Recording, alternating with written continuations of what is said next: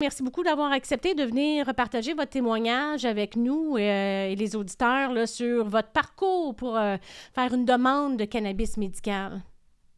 Oui, bonjour, merci. Avec plaisir. Vous, Madame Lanctot, vous avez été victime d'un accident de la route il y a plusieurs années, là. Oui, en 2005.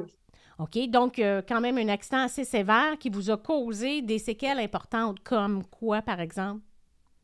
Ben là, j'ai eu un pneumothorax, j'ai été dans le coma, j'ai été réanimée 3 fois. Puis j'ai eu un traumatisme crânien et j'ai perdu ma jambe droite. Depuis ce temps-là, pour vous soigner, qu'est-ce que vous avez pris comme médication? Oh, j'en ai pris beaucoup des médications très fortes comme le Cymbalta. J'en ai pris beaucoup qu'il a fallu que j'arrête parce que ça me faisait vraiment des spasmes dans ma jambe coupée. Hmm. J'étais plus capable de. Mais le pire, là, c'est le Cymbalta qui, lui, plus j'en prenais, plus que je trouvais que ma mémoire, je la perdais de plus en plus. Puis à tous les matins, je devenais étourdie. Donc, quand j'ai entendu parler de cannabis, santé cannabis, ben, j'ai demandé une référence à mon médecin de famille. Puis, je suis allée. Puis, ça va faire 1 an au mois d'avril qui s'en vient que je prends mon huile de cannabis. Puis, je vois beaucoup la différence. Une différence où? Comment? Qu'est-ce que ça a comme effet positif pour vous? Ben, quand je prenais mon Cymbalta, je le prenais pour angoisse, anxiété, puis ma fibromyalgie, parce que j'ai hérité de ça après le gros choc de l'accident. Et voyons, le Cymbalta, j'ai commencé à le prendre pour tout ça. Je sais que voyons, je suis mêlée, je m'excuse. Je sais que l'huile de cannabis fait les mêmes effets, mais encore mieux. Parce qu'avec mon Cymbalta, en plus, entre-temps, je prenais des Tylenol en Mhm. plus pour m'aider. Fait que c'est ça de plus, ça de plus, ça de plus. Là, maintenant, depuis 1 an que je prends le cannabis, l'huile de cannabis, j'ai diminué mon Cymbalta. Puis j'espère que j'en aurai plus bientôt de Cymbalta parce que je vois les effets néfastes que ça fait sur le corps, sur le cerveau. Fait Et que vous pensez même que peut-être le cannabis médical pourrait faire en sorte que les autres médicaments que vous preniez, puissiez les abandonner? C'est ça un peu l'objectif, si possible, pour ben, vous? surtout, oui, le Ouais. Cymbalta, là, je prenais 90 mg, là, je suis rendue à 60.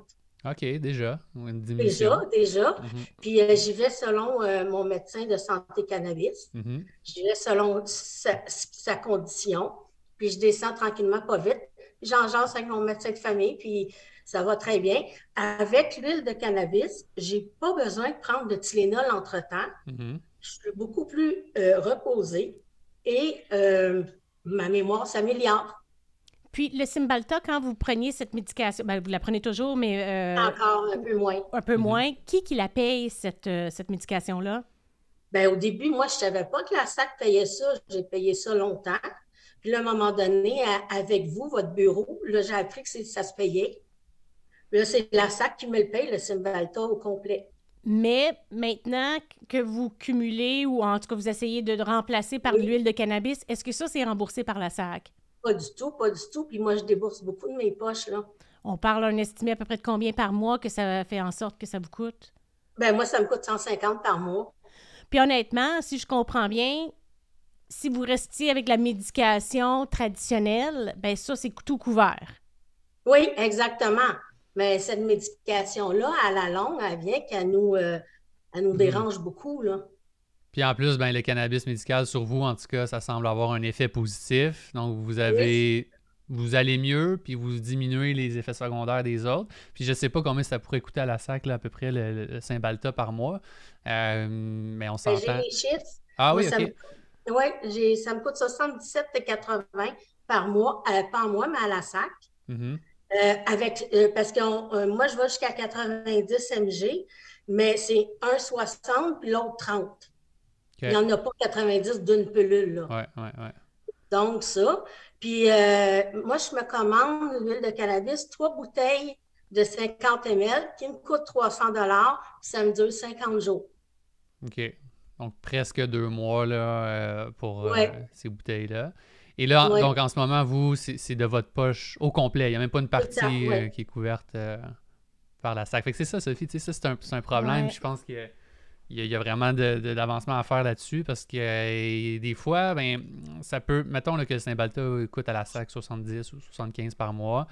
Pourquoi ne pas mettre ce montant-là sur le remboursement au moins minimal là, du cannabis médical? En plus, vous allez mieux avec ça. Puis peut-être qu'à un moment donné, Cymbalta va être complètement arrêté. Exact. On vous le souhaite. Oui, j'espère.